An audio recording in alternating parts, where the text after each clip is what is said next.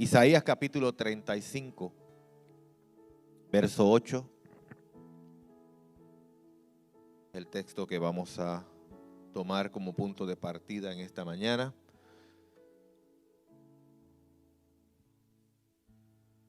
Isaías capítulo 35, verso 8. Seguiremos trabajando la temática, la serie de santidad. Y por esas cosas que Dios hace. La última vez que el día de Navidad cayó domingo fue en el 2016. También prediqué. Y también prediqué de santidad. Y yo decía, mira qué coincidencia, qué cosas hace Dios. 6 años atrás, también Navidad cayó domingo.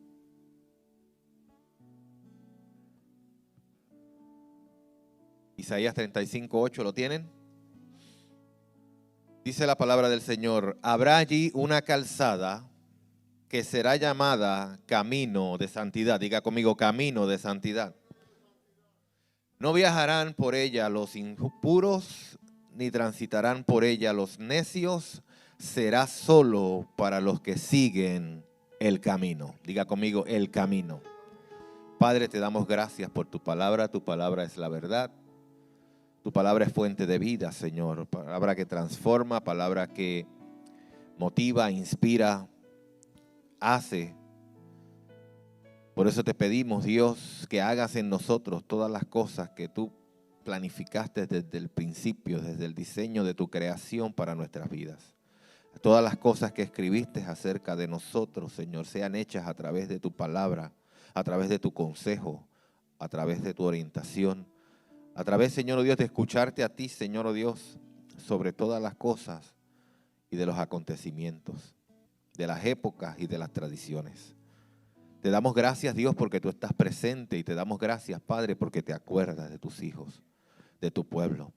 Por eso te pedimos, Señor, que sea voz tuya, no mía. Tu conocimiento no el mío. Tus pensamientos no los míos, los que fluyan a través de mis labios, para que tu pueblo sea edificado, afirmado, Señor. Y que todos, Señor, oh Dios, salgamos de este lugar con una palabra, Padre, transformadora. Que nuestros corazones cambien, que nuestra vida cambie, que nuestras familias cambien, que nuestras generaciones sean impactadas, Padre, porque tú has hablado. En el nombre de Jesús. Amén, amén, amén. Bien, como les decía, ya hoy estamos en el cuarto mensaje de la serie. Esta serie la comenzamos hablando de la importancia de la eternidad.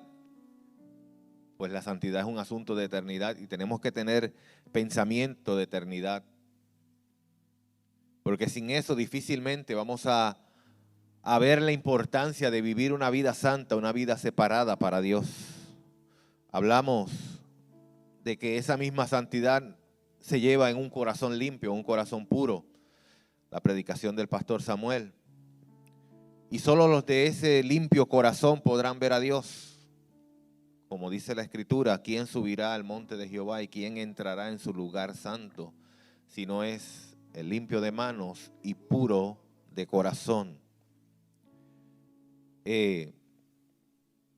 Dentro de los mensajes les declaraba también que Jesús dijo: yo soy el camino y la verdad y la vida. Y nadie llega al Padre si no es a través de Él. Hablamos de que la santidad no se reglamenta, no es un reglamento, no es un no toques, no uses, no manejes. Y aunque estas reglas tienen una buena reputación, no añaden mucho en la parte de la santidad si no hay un corazón dispuesto a cambiar y a ser transformado. Vimos la conducta de los fariseos, cómo Jesús tiene que llamarle la atención a modo de ayes, ay de ustedes, ay de ustedes, ay de ustedes que ponen cargas pesadas sobre los hombros de la gente y ustedes mismos no pueden, no son capaces de llevarla. Ay de ustedes, y todos los reglamentos que ellos habían puesto, haciendo al pueblo cargarse de culpabilidad quizás por no poder cumplir con todo aquello y sentirse menos que ellos mismos porque ellos se sentían más que todos, pensando de sí mismos que estaban bien, pero Jesús los tiene que reprender, conociendo que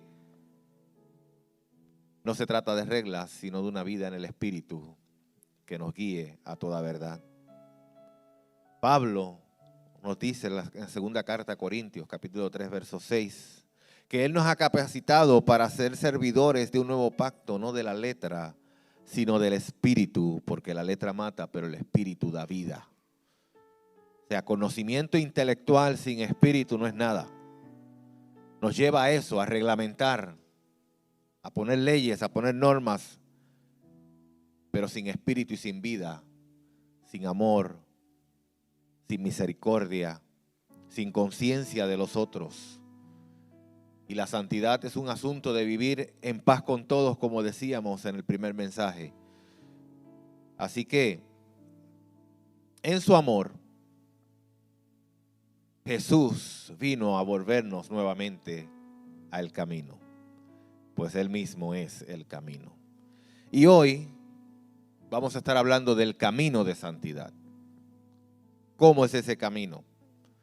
Esta escritura de Isaías la profetiza, y si usted lee el libro de Isaías, va a ver que es un contraste entre el capítulo 34 y el 35. En el 34 nos habla de castigo, de destrucción, de maldad. No hay esperanza en el 34, pero en el 35 nos llena de esperanza, de redención, de una invitación a ser libertados, de prosperar, de una visión de eternidad con Dios.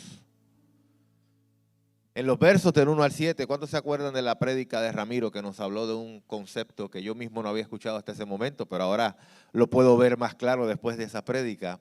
Porque en los versos del 1 al 7 hay un quiasmo. O sea, comienza hablando de algo y termina hablando de lo mismo al revés. Y es interesante cómo la escritura tiene estos métodos gramaticales dentro de ellas. Pero en este día nos vamos a concentrar en este capítulo 35 y vamos a hablar de ese camino de santidad. Ese camino que Jesús se denominó ser el mismo. Yo soy el camino. Cuando Jesús hace esa expresión, recuerde que las expresiones de Jesús eran para ser entendidas, para que cuando las escucharan llevaran sus pensamientos a los escritos antiguos. Cuando Jesús dice yo soy el camino, es que en la Biblia podemos encontrar profecías, declaraciones con respecto a eso que Él vino a representar. Él es la manifestación de lo que se había hablado. Él es la revelación de la profecía que se había dado al pueblo de Israel. Así que Él dice yo soy el camino. Él está hablando de ese camino del cual Dios constantemente le hablaba al pueblo que tenían que caminar. Isaías nos habla de una calzada, y una calzada es como decir una carretera, por donde transitan vehículos, por donde transitan carros. Y dice que Dios está haciendo una calzada, no una vereda, no una senda, sino una calzada, una carretera. Y esto es importante, porque una senda es un espacio hecho mayormente por el caminar o por el transitar de los animales o por el transitar de las personas. Es como decía el poeta, camino se hace al andar. Estaba hablando de esas sendas que se hacen porque tú pasaste por ahí, comienzas a pasar y pasas tanto tiempo que ya comienza a verse ese pequeño estrecho por donde la gente caminaba. Y muchas veces eran utilizados como detour. ¿Cómo se dice eso en español? Ves que a veces se me olvida el inglés y a veces se me olvida el español y a veces estoy mudo. Desvíos para acortar, hacer un atrecho y llegar más rápido. Entonces eso eran las sendas. Pero cuando habla de calzada ya está hablando de un camino oficial. Un camino que tenía una dirección hacia donde te dirigía. Como decir una carretera, una autopista, una avenida. Así que la calzada es el medio que te lleva a un destino. La calzada habla del medio que te lleva a un destino. Pero cuando hablamos de camino, hablamos de la ejecución para llegar. Por eso es que dice, será llamada camino de santidad. Yo hago la calzada y será llamada camino de santidad, porque es la ejecución para llegar. Es como decir la carretera 183 de San Lorenzo hacia Caguas. Yo sé que muchos comenzaron a decir, no, de Caguas a San Lorenzo. No, no, no. Ustedes porque son como Orlando que viven en Caguas, pero yo soy de San Lorenzo. Así que eso me lleva de San Lorenzo a Caguas. Esa avenida está hecha, está ahí, la podemos ver. Pero esa avenida no sirve de nada si yo no camino en ella. Yo sé la dirección hacia dónde lleva, pero si yo no la camino, no llego de San Lorenzo a Caguas ni de Caguas a San Lorenzo. Sino que sé que esa calzada tiene esa dirección. Así que tenemos que entender que Dios está haciendo una calzada, un camino que nos quiere dirigir y nos quiere llevar a una meta, un destino, un propósito, un lugar. Y todo esto está hecho y mostrado en Jesús. Por eso es que el día de hoy es un día muy importante. Sin entrar en las discusiones pequeñas que entra todo el mundo cuando llega la Navidad. Si se debe celebrar, si no se debe celebrar, si es bíblico, si no es bíblico, si ese día nació, si no nació, si cuándo nació, que si fue en septiembre, que si fue en octubre, que si no fue en octubre, que si fue en septiembre, y comienzan a tratar de desvirtuar la razón por la que tenemos que tomar en consideración la época, la fecha. Y es muy simple, es que si Él no hubiese nacido, Él no hubiera muerto por ti. Y si Él no hubiera muerto por ti, Él no hubiera resucitado. Y si Él no hubiera resucitado, de nada sirve que yo esté predicando. Así que yo tengo que sí celebrar que Cristo vino al mundo a mostrarnos el camino que me va a llevar a la santidad, porque a través de ese camino es como único yo voy a alcanzar la vida eterna. La eternidad con Dios.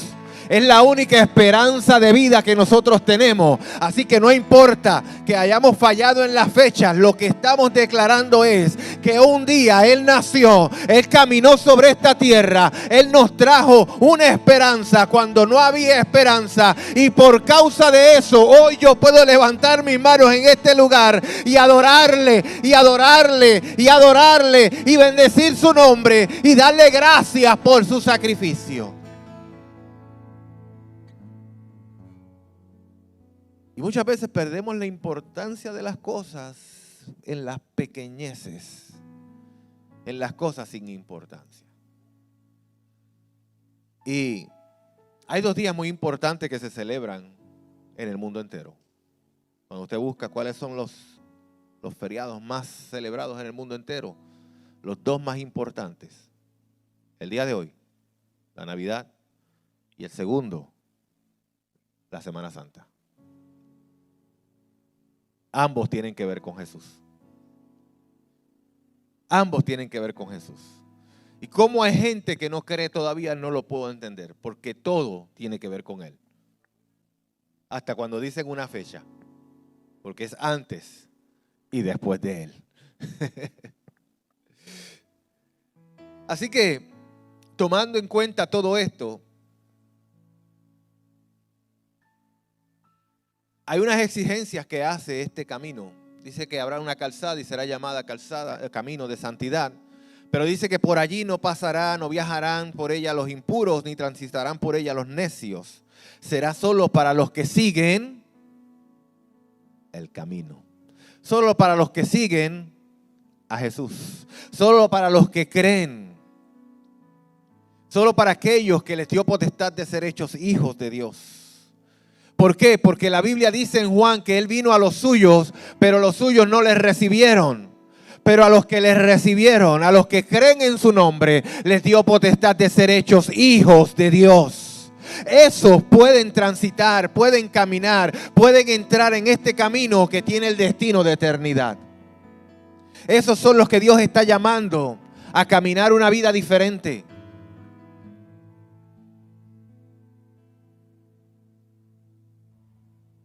Recuerden que les decía en el primer mensaje que hay principios que son universales, que no cambian.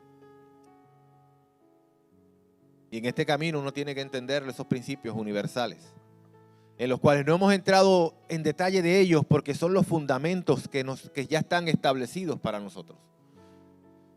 El escritor de los Hebreos en el capítulo 6 dice que en algún momento tenemos que llegar a dejar esos rudimentos ya y avanzar hacia lo próximo en Dios, porque eso ya está establecido, el arrepentimiento, la imposición de manos. ¿Ve? Todas esas cosas importantes ya las tenemos establecidas, ya son nuestro fundamento. Hay principios que no van a cambiar por más que las temporadas y las épocas y las sociedades y las culturas y las tradiciones cambien. Hay principios que nunca van a cambiar. Y eso tenemos que tenerlo establecido los que seguimos el camino, los que vivimos por este camino, los que somos de Jesús. ¿Hay alguien aquí que sea de Jesús? Tenemos que tenerlo bien establecido porque es de ahí que parten todas las cosas. Es de ahí que podemos caminar una vida en libertad, no en libertinaje. Yo siempre le he dicho, libertinaje es hacer todo lo que quiero. Libertad es hacer lo que debo hacer. ¿Ven la diferencia? Cuando yo hago todo lo que quiero, yo estoy en libertinaje. Cuando yo hago lo que debo hacer, yo vivo en libertad. Porque esa es la libertad que Cristo me dio. Me dio una responsabilidad que vino a través de su sacrificio. Él decidió tomar mi lugar. Él decidió pagar por mí. Entonces yo decido vivir por Él y hacer lo que tengo que hacer. ¿Estamos aquí? Así que cuando miramos todo esto y las Escrituras, Jeremías también habló de un camino. En el capítulo 6, verso 16 dice, así dice el Señor, deténganse en los caminos, plural. Y lo voy a llevar en detalle para que entiendan algo que quiero enseñarles hoy. Y miren, pregunten por los senderos antiguos, plural. Pregunten por el buen camino, singular, y no se aparten de él. Así hallarán el descanso anhelado. Pero ¿sabes qué? Jeremías haciéndole este llamado al pueblo, llamando la atención de ellos, escuche cuál fue la respuesta de ellos después que él dijo esto. Pero ellos dijeron, no lo seguiremos. No lo seguiremos. Y es interesante porque esta es una escritura que se ha utilizado mucho en la tradición eclesial y lo hemos escuchado mucho. ¿Cuántos han escuchado la expresión hay que volver a la senda antigua? Pero la realidad es que eso no es lo que dice ahí. Y lo utiliza para decir que hay que volver a la senda antigua, pero eso no es lo que dice ahí. Y si lee el contexto de Jeremías, se va a dar cuenta que tampoco era la intención de Jeremías de que ellos volvieran a la senda antigua, es que se dieran cuenta de cómo habían caminado todo este tiempo. Y que buscaran y preguntaran por el buen camino, uno solo.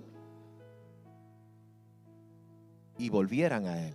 ¿Por qué? Porque las sendas, los que transitaban en aquella época por todos lados, pues buscando esa shortcut, buscando esos atajos estrechos de hacer el camino más corto, se salían del camino principal, de la calzada, tomaban los atajos y muchas veces nunca volvían al camino principal. Y entonces el atajo se volvía su forma de caminar. Y el Jeremías le está diciendo, deténganse en todos esos atajos que han hecho, en los caminos. Deténganse, pregunten por todas esas sendas que se han formado. Y dentro de todas esas sendas, pregunten por el buen camino y vuelvan a él porque están perdidos. Han hecho tantos atajos, han añadido tantas cosas, han producido tantas costumbres, tantas tradiciones, tanta idolatría, tanto pecado, tanta búsqueda de cosas que no son Dios, buscando a Dios donde no se encuentra, que se perdieron y ahora no saben cuál es el buen camino correcto. Y todos piensan que cualquier camino te lleva a Dios. Como decían antes, que todos los caminos conducían a Roma.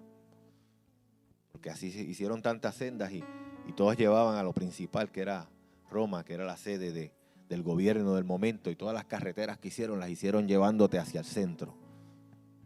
Yo estoy loco por visitar Roma solamente para ver ese concepto de cómo todas las calles llevaban al centro. Y así el ser humano vive.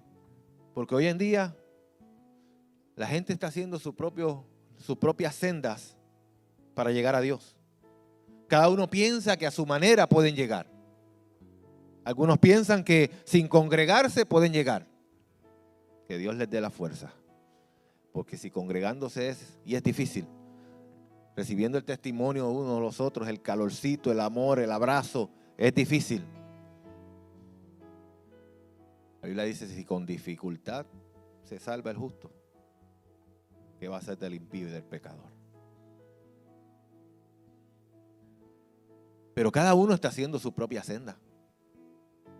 Por eso el escritor de Hebreos entonces tiene que decirnos que hagamos sendas derechas para nuestros pies. Para que lo cojo no se salga del camino, sino que sea sanado. La senda derecha te lleva al camino. Pero las sendas torcidas, basadas en deseos, en anhelos personales, circunstancias, en tradiciones, en culturas y en costumbres, en cosas que no abonan a la santidad de Dios, son las que te alejan del camino y te pierdes en él. Porque entonces comienzas a establecer cosas en tu vida y en tu casa y en tu familia que no son de Dios, que no es lo que Dios quiere para ti. Y recuerda que, volvemos a decirle, repetirle, los principios universales a lo mejor los entiendes bien, pero hay cosas que Dios quiere en su relación contigo que tú comprendas y que tú camines y que tú hagas. Así que Jeremías está llamando la atención en un contexto de un pueblo que se había apartado, se había ido tras la idolatría, la violencia, la opresión, la codicia, la cual practicaban no solamente el pueblo, sino lo practicaban los líderes también, algunos profetas y algunos sacerdotes. Y Jeremías tiene que llamar la atención porque todos estaban haciendo sus propias sendas.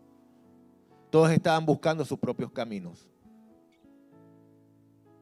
Y más adelante usted en su casa lea Jeremías capítulo 18, verso 5, para que vuelva a ver cómo él menciona las sendas antiguas atadas a toda esa mala conducta que tenía el pueblo. Y lo que le está diciendo es, busca el camino. Por eso cuando Jesús dice, yo soy el camino, aquellos que estaban escuchando, que conocían las escrituras, que conocían a Isaías, que conocían de Jeremías, rápido dijeron, espérate, este está diciendo que Él es el enviado de Dios.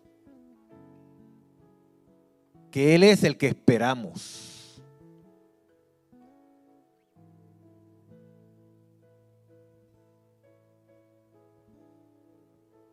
Y les hace un llamado a reflexionar sobre las consecuencias de estas experiencias en su transitar. Les dice, pregunten cuál es el buen camino. ¿Cuál es el buen camino? Que no tiene que ver con tiempo. No es que volvamos al pasado.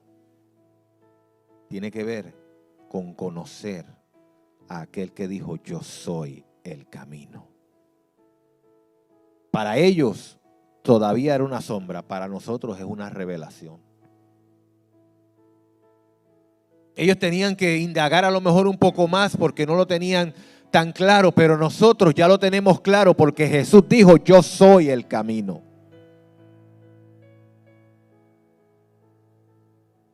Nosotros tenemos el ejemplo vivo, escrito, organizado, capítulos, versículos, libros separados, enciclopedias, Google. Tenemos todo lo que necesitamos para entender a quién tenemos que seguir e imitar. Así que no tendremos excusa. Si celebramos su nacimiento, celebremos también o vivamos también por la razón de ese nacimiento. ¿Para qué vino a la tierra? En el principio era el Verbo.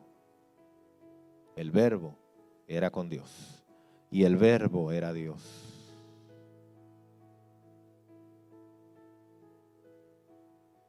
Y este Verbo se hizo carne y habitó entre nosotros. Habitó entre nosotros. Dice más adelante, en Él estaba la vida. Y la vida era la luz de los hombres. Todo fue hecho por medio de Él.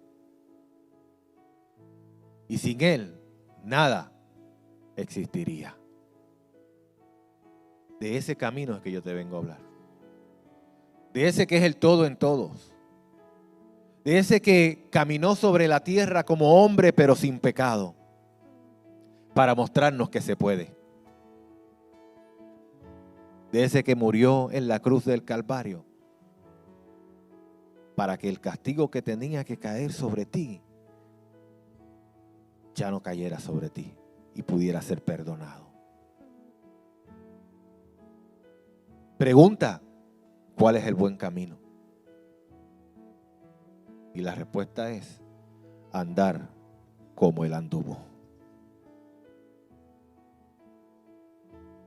Porque el que dice que permanece en Él, dice Juan, debe andar como Él anduvo. Debe andar como Él anduvo. Así que el pueblo en ese momento, en Jeremías, decidió seguir sus sendas, seguir su vida, seguir su forma. Dijeron, no seguiremos. No, aunque encontremos el camino, no vamos a irnos por él. Nos gustan más los atajos, es más rápido, es más fácil llegar. ¿A cuántos aquí les gustan los atajos? En Puerto Rico a veces se hacen necesarios, ¿verdad? Con el tapón. Uno siempre está buscando, ¿no habrá otra calle que me lleve para dónde voy? ¿No habrá una que cruce la montaña de lado a lado, por debajo o algo así que... Y aunque son más incómodos, yo les tengo que confesar, a mí no me gustan mucho. Especialmente si las carreteras son de un solo carril. No me gustan las carreteras de un solo carril. Siempre estoy pensando que alguien va a venir de frente y para dónde me voy a meter. Sí, porque cuando viene, la casualidad es que nunca pasa, parece. Pero si viniera alguien de frente con una pick-up 250, de esa que le dicen chacón porque tiene las gomas anchas,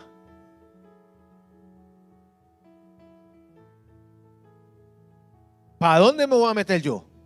¿O quién va a dar para atrás, él o yo? ¿Cuál es la regla? ¿Cuál es la regla entonces? ¿Da para atrás él, doy para atrás yo? A mitad de camino, ¿cómo se sabe la distancia que lleva él, la que llevo yo? No me gustan esas calles. Me hacen pensar demasiado. Así que yo no soy de los que me meto por esos atrechos, pero a Mayra le gustan. Dios mío, mira que se mete por cuantos recovecos hay.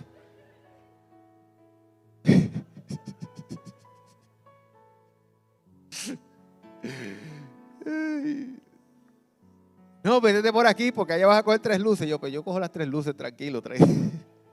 Por eso es que salgo a tiempo.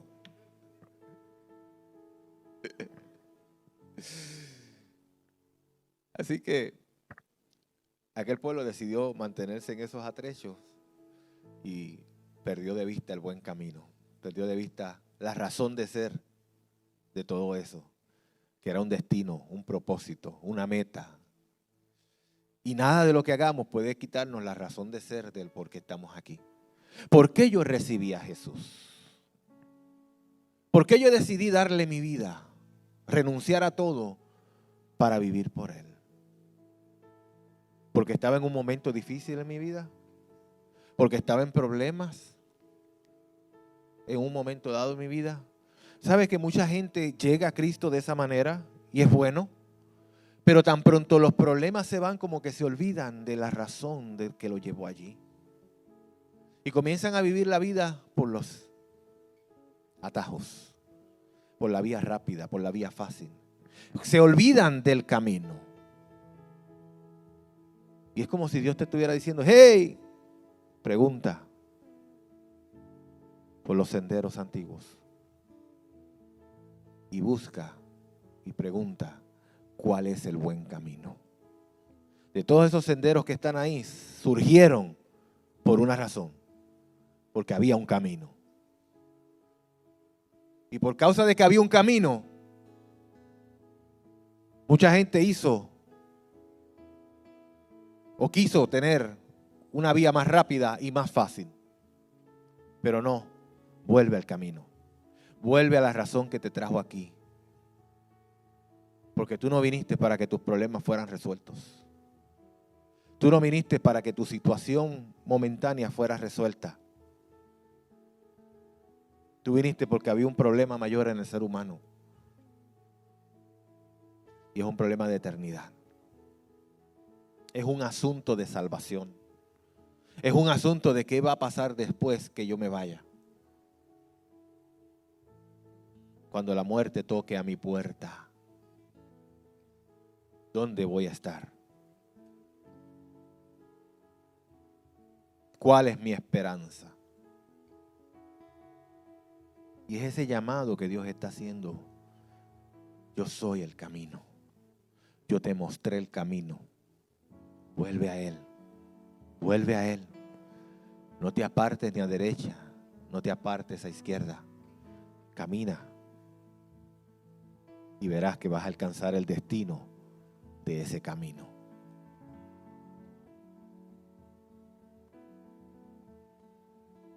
Recuerdo un cántico antiguo que decía: vamos escalando peldaño, vamos llevando la cruz, sigamos el camino angosto, que con Cristo es mucho mejor. ¿Cuántos se recuerdan de ese cántico? Yo sé que los nuevos de menudo para acá a lo mejor no, pero sí, los de menudo para acá también. Aquí se diera una agüita, 2 o 3, pero no. Se cantaba mucho ese cántico. Se hablaba de ese camino angosto.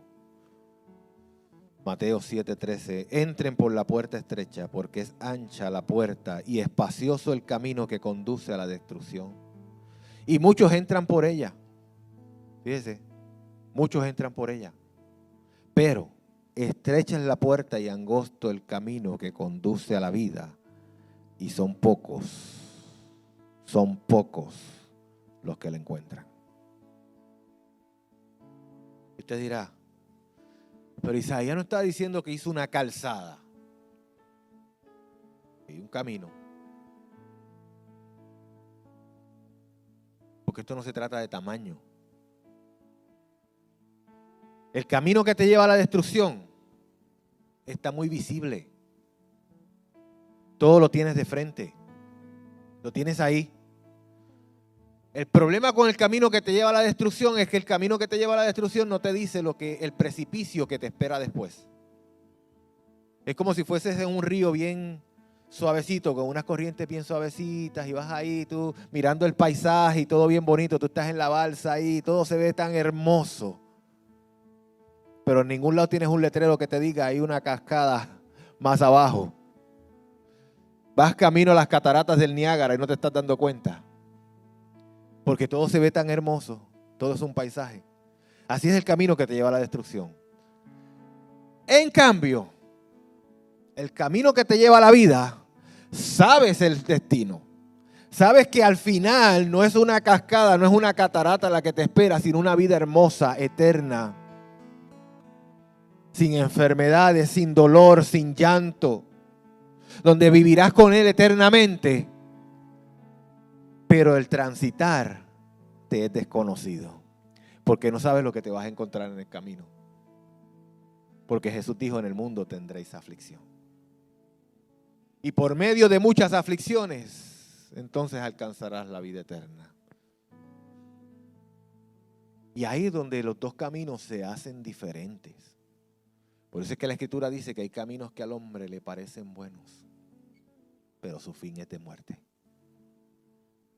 Pero van a haber caminos que a lo mejor te parecen malos porque son difíciles, porque tienes que ser procesado por ellos, pero su fin es de vida. Porque Dios mismo que te está atravesando por ahí para que tú entiendas que Él está en control. Para que tú aprendas a rendir tu voluntad a la voluntad de Él. Para que tú aprendas a confiar. Muchas veces Dios nos tiene que quitar todos los recursos para que nuestra fe crezca. Porque cuando no tenemos recursos, no tenemos nada que acudir, no tenemos ya nada que perder. Entonces, cuando vemos la provisión de Dios, decimos, wow, Dios, si tú nunca me has dejado, mi fe crece. Por eso es que este camino, dice la Escritura, que es angosto, es estrecho. Porque conoces el final, pero no conoces el camino. Pero yo te digo una cosa, si Él te prometió vida eterna, Él te va a dar vida eterna. Porque lo que Él promete, Él lo hace. Y si Él dijo que es bueno, aunque sea incómodo, es bueno. Aunque sea difícil, es bueno. Tarde o temprano todo esto va a pasar. Tarde o temprano las dificultades se van a acabar. Y vas a ver y vas a entender. Si no lo entiendes ahora, lo entenderás después. Pero lo vas a entender. Porque Pablo dice que ahora vemos como por espejo, oscuramente. Claro, en el siglo que estamos viviendo es difícil entender qué Pablo quiso decir. Sí, porque usted se mira en un espejo y se ve clarito. Dice, ¿cómo Pablo hace esta comparación de espejo? Porque el espejo de ahora no es el espejo de antes. El espejo de antes era un metal bien pulido, pero pula un metal y véase para que usted vea que todavía se ve como medio raro. Ahora es un cristal que ha ido avanzando la tecnología y casi hace una imagen perfecta suya. Casi. Sí, pues yo estoy seguro que yo soy más lindo de lo que me veo en el espejo. Estoy seguro de eso. Todavía no hay un espejo que me dé la...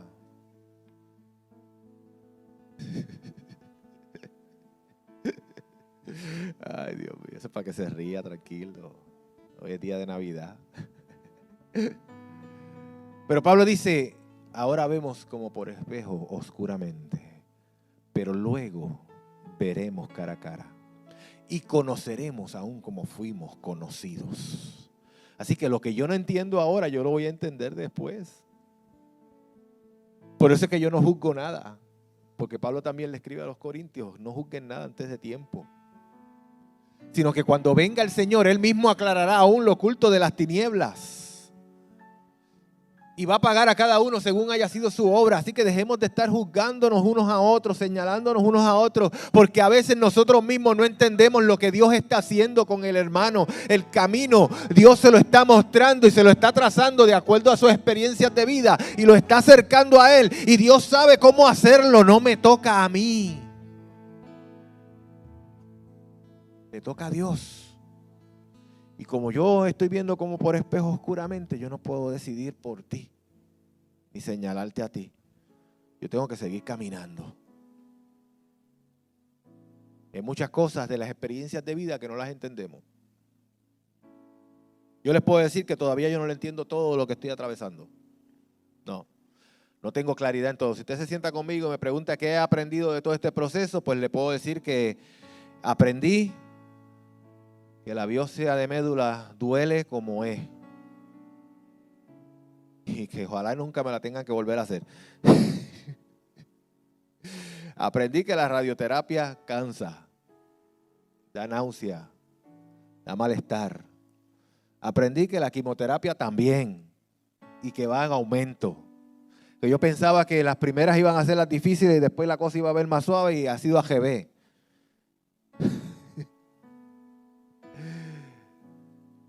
Pero algo sí aprendí, estoy seguro y no falla, que en todo Dios ha estado y no me ha soltado.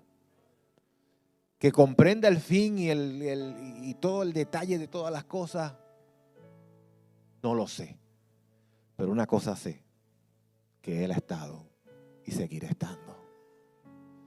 Y si tengo que estar una semanita en lo que la cosa regula, pues ahí estoy, porque sé que va a regular. O sea, no pierdo nunca la esperanza de saber que así como me siento mal, me sentiré bien.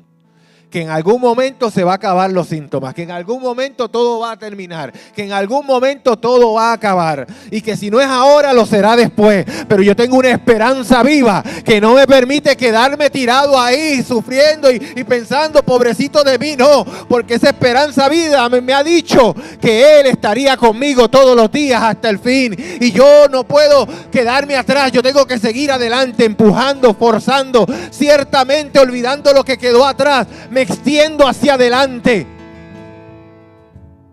El apóstol Pablo muchas veces se pudo haber quedado quejándose. Cada vez que le daban un latigazo, una apedreada, cada vez que tenía alguna dificultad, algún problema, cada vez que el gobierno se levantaba como él, los de adentro, los de afuera, los hermanos, los aquellos, los traicionaban, los abandonaban. Cada vez que le pasaba algo de eso, él podía decir, ya no voy a seguir más. Como le pasó a Jeremías. Llegó un momento que era tanto que cada vez que abría la boca era una prisión, un castigo. Y él dijo, yo no voy a hablar más. Ya me cansé si cada vez que abro la boca no me conviene.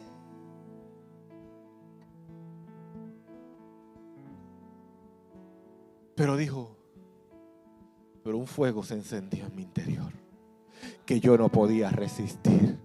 Hay algo dentro de mí que no me permite quedarme callado. Hay algo dentro de mí que no me permite quedarme quieto. Hay algo dentro de mí que no me permite que yo me queje, me mantenga en un momento de congoja, de depresión, de angustia. Cualquier cosa que estaba sufriendo Jeremías en aquel momento, que todos lo sufrimos. Tenemos esos momentos difíciles, esos días malos, esos días oscuros. Pero esos días malos y esos días oscuros no se comparan con el sol que va a amanecer sobre tu vida, con el sol de justicia que vino a la tierra y que te dice, yo soy el camino.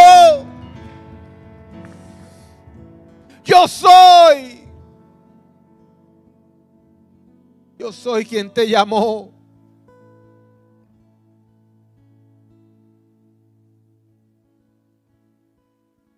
Y eso nos ayuda a atravesar los momentos de dificultad, de escasez, de desasosiego, donde todo está nublado, todo está oscuro, pero tienes una palabra que te dice, vas a llegar,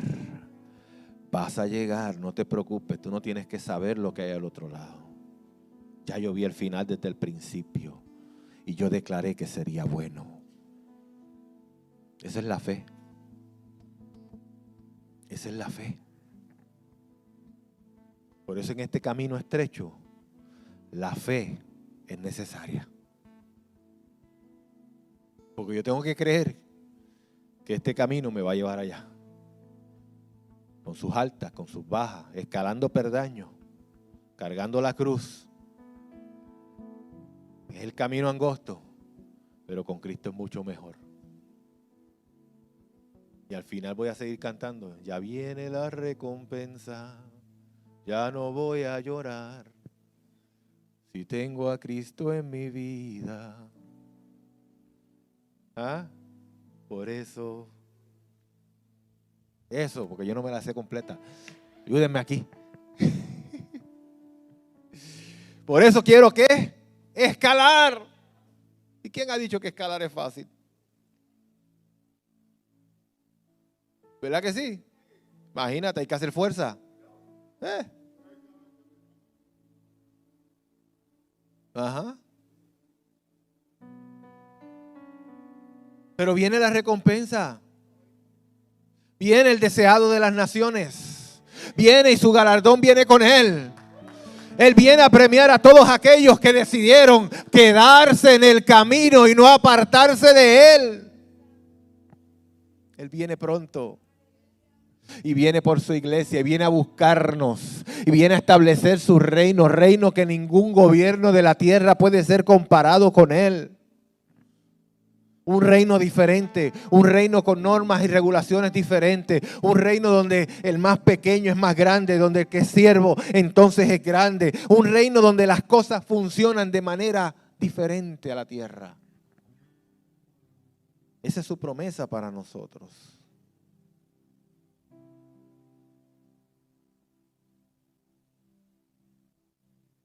Y es por eso que a los discípulos,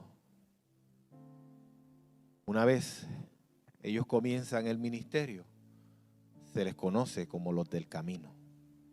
Antes de ser llamados cristianos en Antioquía, se les conocía como los del camino. Si usted se fija en Hechos capítulo 9, que Pablo dice, cuando pide las cartas para ir a Damasco, a aprender a todos los de ¿qué? Los del camino. Porque ellos los conocían como los del camino. Una pastora que escribió algo bien interesante de lo que estuve estudiando y leyendo, dice, conocer el camino correcto lo determina el objetivo a donde se intenta llegar. Jesús afirmó que Él era el camino. Por lo tanto, todos sus seguidores inicialmente se les llamaba los del camino. La presencia de una persona que pertenecía a los del camino se hacía evidente, escuche esto, se hacía evidente por su manera de vivir y por la manera de establecer prioridades. Los del camino recordaban constantemente las enseñanzas de su maestro, la forma como Jesús respondía a las necesidades, cómo trataba al prójimo, cómo se relacionaba con los niños y las mujeres, su atención al enfermo y desfavorecidos. Los del camino procuraban ser una representación digna de su Señor. ¿Cuántos hay aquí que sean del camino? Nosotros somos los del camino y nuestra conducta debe representar a nuestro Señor.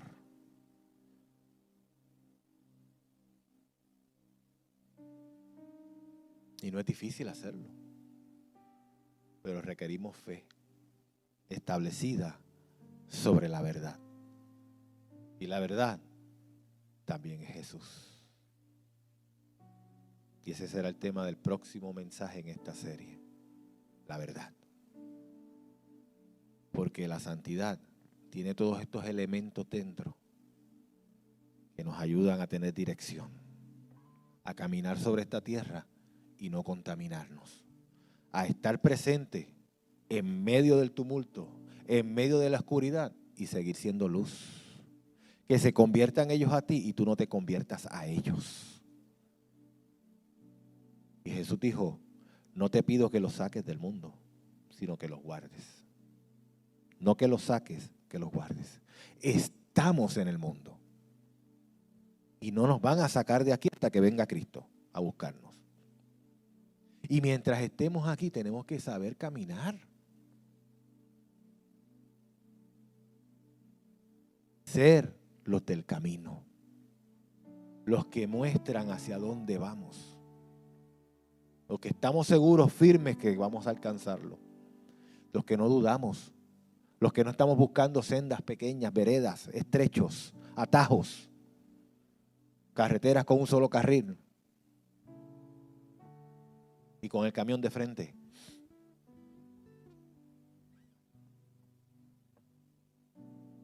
Él dijo que nos mostraría el camino y que iría con nosotros.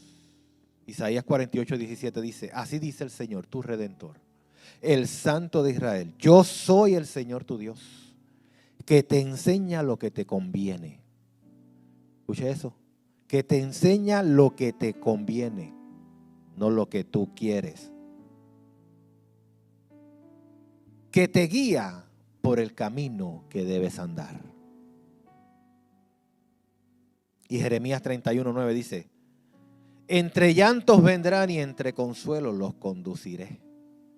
Los guiaré a corrientes de agua por un camino llano en el que no tropezarán. Yo soy el Padre de Israel, mi primogénito es Efraín. Mire qué amoroso Dios le habla a sus hijos. Y nos va a llevar por un camino llano, donde no vamos a tropezar. Y esa es promesa de Dios. Ya vamos concluyendo. Y quiero que volvamos entonces a Isaías 35 y ahora lo vamos a leer en contexto.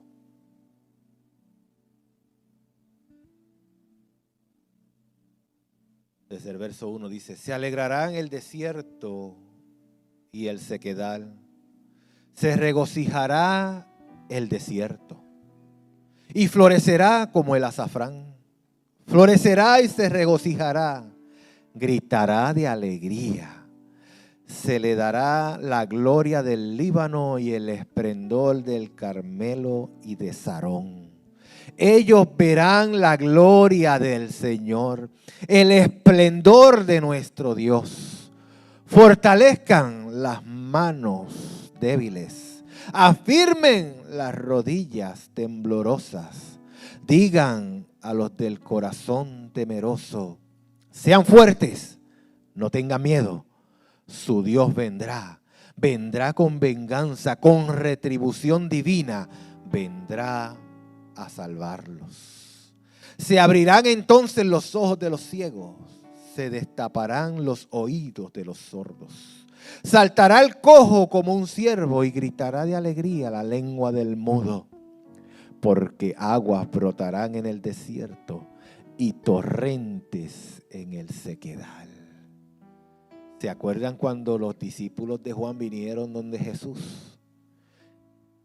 Y le trajeron la pregunta de Juan: ¿eres tú el que habría de venir o esperamos a otros? La respuesta de Jesús fue esa: dile a Juan que los ciegos ven, que los sordos oyen, que los cojos están corriendo. Dile a Juan que lo que profetizó Isaías se está cumpliendo en mí. Yo soy el camino, yo soy la verdad, yo soy la vida. La arena ardiente se convertirá en estanque. La tierra sedienta en manantiales burbujeantes. Las guaridas donde se tendían los chacales serán morada de juncos y papiros. Habrá allí una calzada que será llamada camino de santidad. No viajarán por ellos impuros, ni transitarán por ella los necios. Será solo para los que siguen el camino. No habrá allí ningún león ni bestia feroz que por él pase.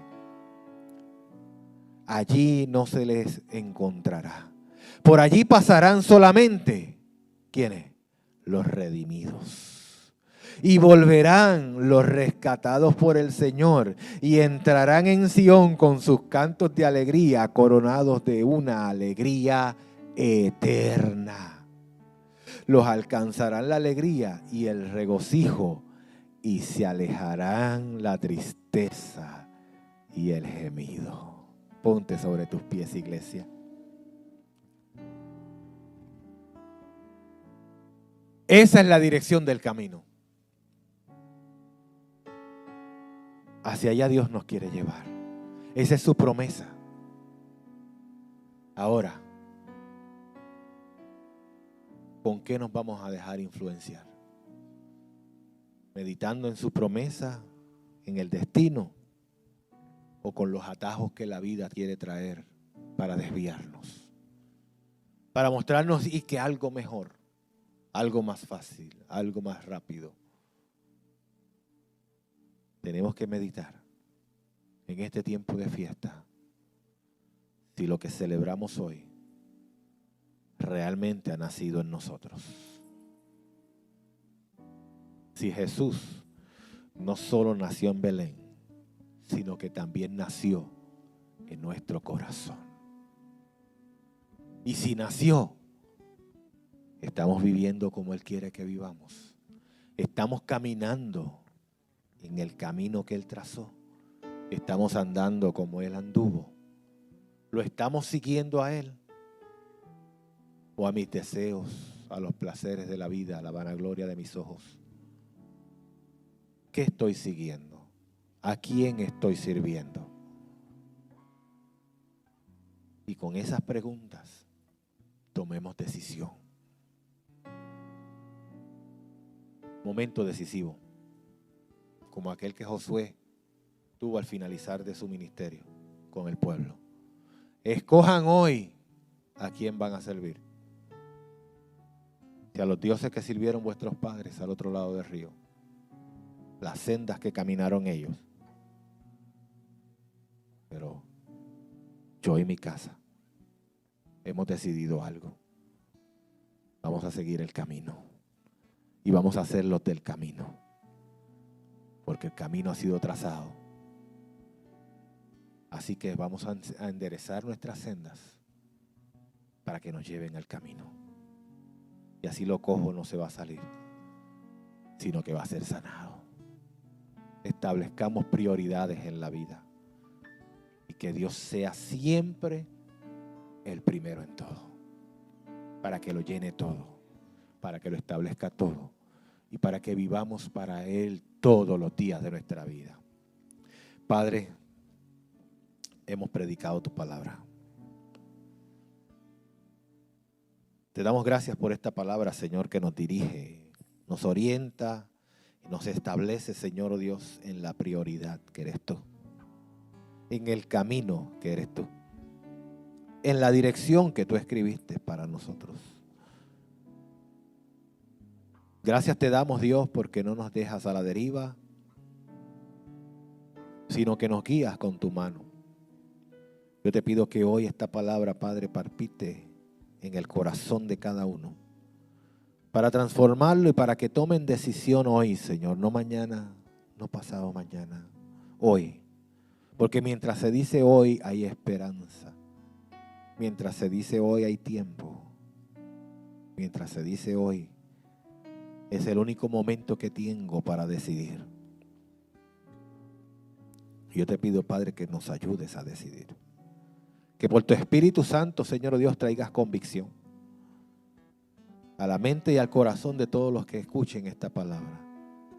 Y que por tu Espíritu Santo, Señor, también sean transformados y se acerquen a ti para entrar en el camino, esa calzada, ese camino de santidad que tú has hecho para nosotros.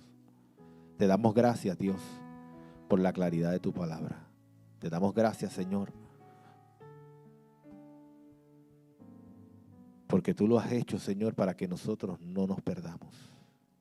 Bien lo dice, que por más torpe que seamos, no nos extraviaremos si estamos en Él. Gracias te damos, Padre, en el nombre de Jesús. Amén, amén, amén. Dale un aplauso fuerte a Dios.